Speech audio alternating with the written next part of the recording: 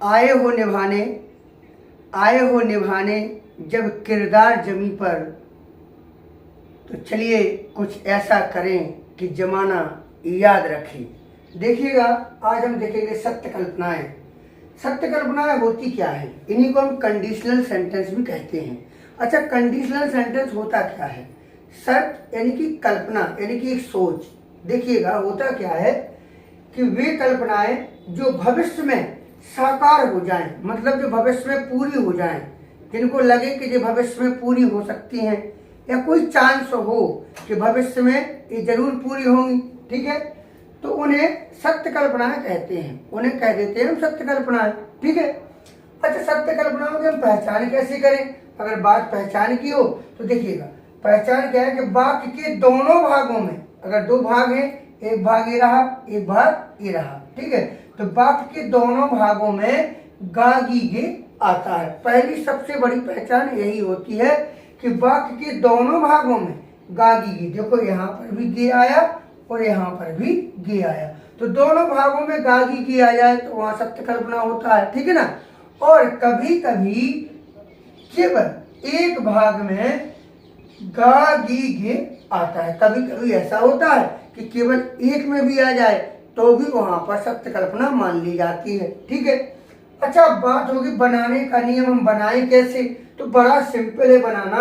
If यानी कि जो यदि का मतलब होता है इफ, यदि है ना, तो यदि का मतलब होता है इफ। तो इफ वाले वाक्य को प्रेजेंट इंडेफिनिट में बनाते हैं। प्रेजेंट इंडेफिनिट को आप लोगों ने पढ़ा ही होगा, यानी कि वर्ब में एस या ईएस लगा देना, ठीक है। और तो की जगह जो तो आता है, जो तो आता है, तो इसकी जगह हम कॉमा लगा देंगे और दूसरे भाग को फ्यूचर इंडेफिनिट यानी कि विल और सेल में बनाएंगे। फ्यूचर इंडेफिनिट मतलब विल और सेल। आई और बी के साथ हम सेल लगाते हैं और बाकी सभी के साथ हम क्या लगाते हैं? विल लगाते हैं। चलिएगा देखते हैं एक उदाहरण।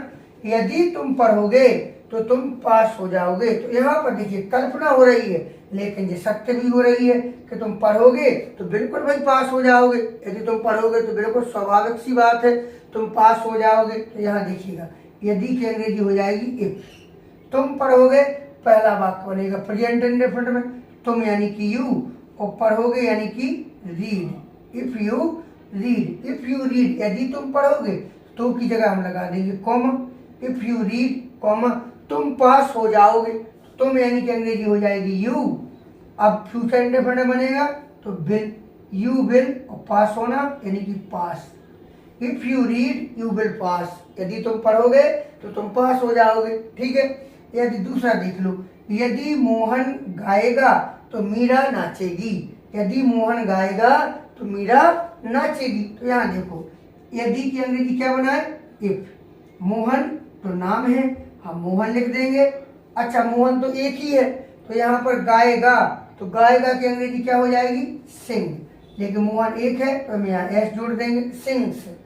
इफ मोहन सिंग्स, यदि मोहन गाएगा, यहाँ पर आई कैपिटल कर लेना, ठीक है। इफ मोहन सिंग्स, तो की जगह कॉमा।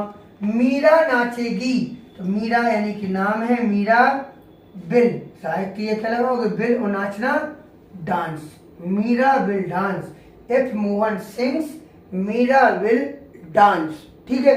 आगे है, यदि तुम दूध मांगोगे तो हम खीर देंगे। इस डायलॉग को जरूर पूरा करना है कमेंट बॉक्स में जाकर के। यदि तुम दूध मांगोगे तो हम खीर देंगे, कमेंट में जरूर करना, बना रहा हूं मैं, ठीक है। यदि तुम दूध मांगोगे, तो यदि की अंग्रेजी इफ, तुम यानी कि यू। अब मांगना आस्क मीन्स भी होता है और डिमांड भी होता है, तो हम डिमांड भी लगा देंगे, आस्क भी लगा सकते हैं। और दूध तो पता ही होगा, the milk. If you ask the milk, हम खीर देंगे। खीर यानी कि वी शैल, देना give, we shall give paddy. Paddy means खीर, पैडी मीन्स खीर। If you ask the milk we shall give paddy, यदि तुम दूध मांगोगे तो हम खीर देंगे, ठीक है। अब इसकी हम एक्सरसाइज करेंगे, बिल्कुल करेंगे, कल्पना है जो, ठीक है। और लाइक जरूर कर दिया करो, ठीक है। कमेंट बॉक्स में जरूर बताएं हमें आगे करना क्या है। यदि तुम दूध मांगोगे तो हम खीर देंगे, जरूर बताएं कमेंट में क्या होना चाहिए। चलिएगा, धन्यवाद। आगे देखें, यदि तुम कलम दोगे तो मैं आऊंगा। यदि तुम कलम दोगे, इसे बनाएंगे यदि की अंग्रेजी इफ। ठीक है, इफ बनाएंगे। तुम यानी कि यू, कलम दोगे तो यानी कि give. If you give the pen, तो की जगह कॉमा कर दिया, मैं आऊंगा। अब बनाएंगे आई शैल कम। तो शर्त है, if you give the pen I shall come. आगे है, यदि आप दूसरों का सम्मान करोगे तो दूसरे आपका सम्मान करेंगे। ठीक है, चलिएगा, बहुत बढ़िया वाक्य है। यदि यानी कि इफ, आप यानी कि यू, इफ यू।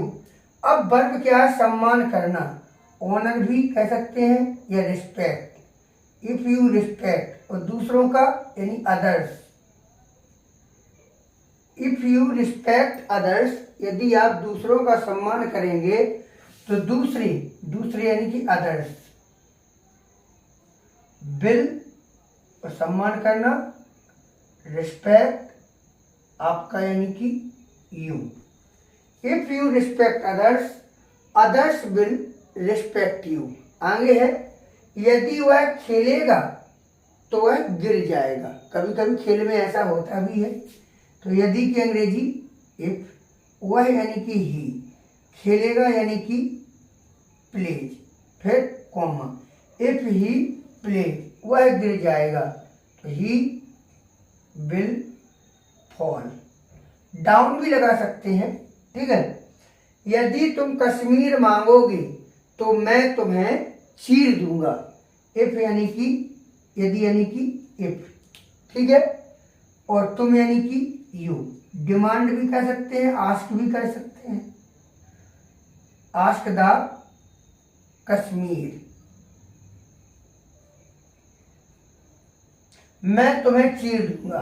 तो यहाँ पर धमकी दी जा रही है। आई विल, तो बिल कर देंगे। शैल भी सही है। आई विल टीयर, मानो फाड़ना, चीरना, तुम्हें यानी कि you. If you ask the Kashmir I will tear you. यदि आप तमीज से बोलोगे तो तुम्हें इज्जत मुफ्त मिलेगी। ये भी एक डायलॉग है। यदि यानी कि इफ, आप यानी कि यू, बोलना यानी कि स्पीक, और तमीज से विथ रिस्पेक्ट।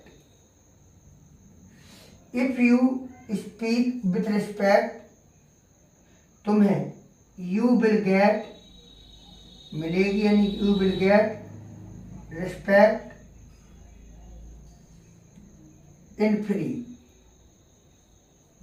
ठीक है, if you speak with respect you will get respect in free. यदि आप रोओगे तो वे हंसेंगे। ये आपको कमेंट बॉक्स में कमेंट करना है। यदि आप रोओगे तो वे हंसेंगे। चलिएगा, बहुत बहुत धन्यवाद। पढ़ते रहिएगा और आगे बढ़ें।